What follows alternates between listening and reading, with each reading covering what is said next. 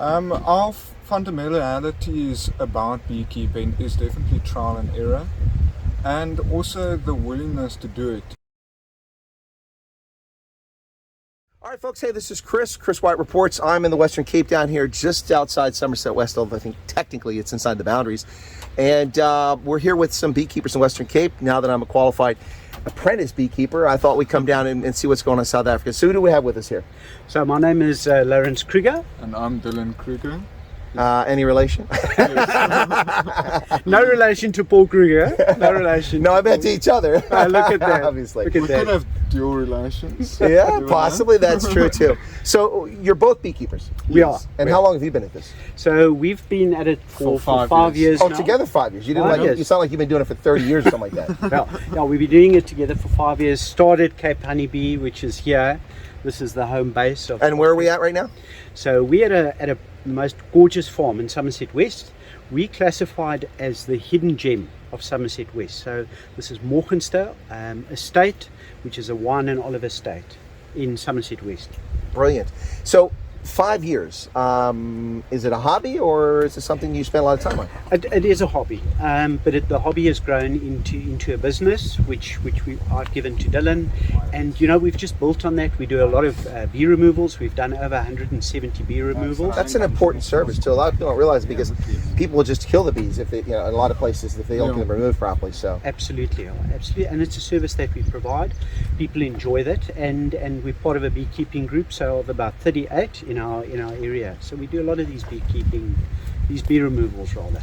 now, of course, for those who know a bit about honey and about bees, you know that depending on what kind of pollen they're collecting and what the food they're having, you get different flavors and tastes for honey. Yeah. Is there any unique or specific flavor around here? I mean, is it affected by the olives or by the grapes or something like that? So there's no cross-pollination with olives or grapes because they are they're more of an annual plant. So there's no, or you would call it a dioecious plant. So they have no ovaries to them to pollinate. Okay. So they're not pollinated at all. So most of our forage is fine balls I was gonna say fine balls, and other commodities as well. Well, that's a unique sort of flora that you get is fine balls here in the Western Cape, and it's different places. I was just on Table Mountain. You're going to find different stuff up there than you find down here. Does that give it a unique flavor or taste? Or can you market it as fine balls honey? It all depends on ecological value.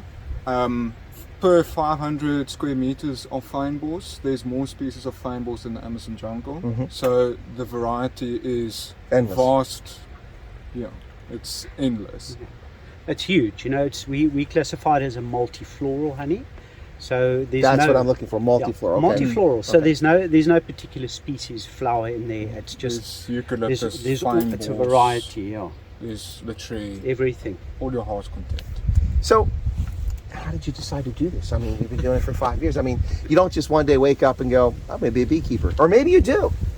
Absolutely. Well, how it happened for us, we had a bee swarm move into our garden, into our owl box, and that's how the story of Cape Honeybee started. We captured the swarm, and then this love relationship with these beautiful creatures we call bees started, and it's just grown. It's a wonderful process of how it's grown. Is it difficult to become a beekeeper here in South Africa? I mean, we have a lot of parasites and disease vectors and challenges in America. But what about here? Is it a big challenge to get into the business? And then I suppose you could talk about the parasites. That's a very good question. I think financially it could be a challenge for people because things like suits, smokers, all of that cost money. But And in frames essence, and boxes. But in essence, it's not that difficult. You've got to have a desire for it. A lot of people get into it and they get out of it very quickly as soon as the first sting happens. Yeah. But I've been stung many times and I'm not a beekeeper. I'm okay. you've got to have a desire. You've got to have a desire. So, as far as the bees, you've got to have a place for the bees to forage too. Oh yeah. Yeah. So a lot of city dwellers aren't going to be able to do this sort of thing because it's just they probably have ordinances to prevent them from having hives in their area. But this isn't actually your farm. So can you tell me a little bit about the relationship here? So the relationship has come 5 years, and the owners of Morgenster have been so absolutely generous and kind to us to live the dream with us.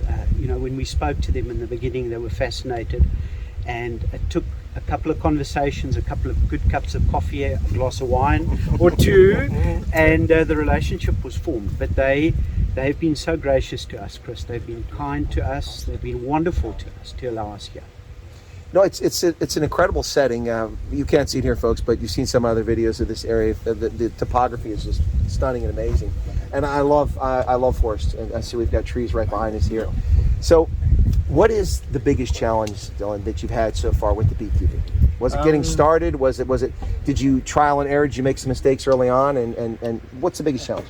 Our fundamentalities about beekeeping is definitely trial and error, and also the willingness to do it. It is hard work, so you have to have Time work consuming ethic. as well. Yes, it's time consuming as well. And you've just got to have that passion and desire to do it. It's like everything in life, you've got to have a desire to do something, else you'll never perfect it. So that's a huge question and exclamation mark for all of us, is work ethic. Well, in the States, we have, of course, this huge challenge with European honeybee with the impact of varroa mite, which has been very difficult for us. There's been other problems, too. We've also had foul brood. We've had some of the European American versions of that, and there's other things.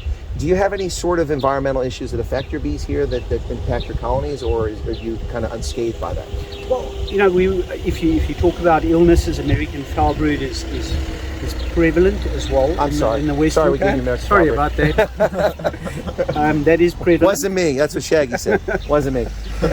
So American foul brood is present. A big problem for us in South Africa is honey adulteration.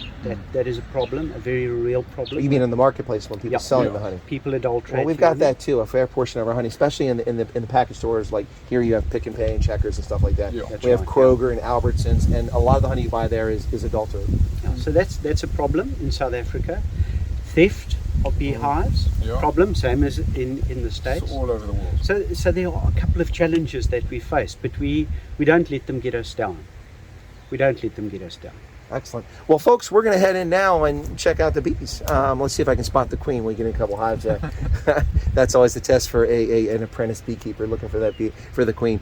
But I don't know. Do you guys mark your queens so with paint or? Nope. Natural. So I got my work cut out for me here. But she should stand out. Anyway, so we're going to head in and take a look at the bees now, and I'm going to suit up and start sweltering and losing about 20 kgs here as the day moves on. But anyway, thanks a lot, gents. It's a pleasure talking to you, and we'll have more coverage from the inside. Wonderful. Thank you, Chris. Cheers.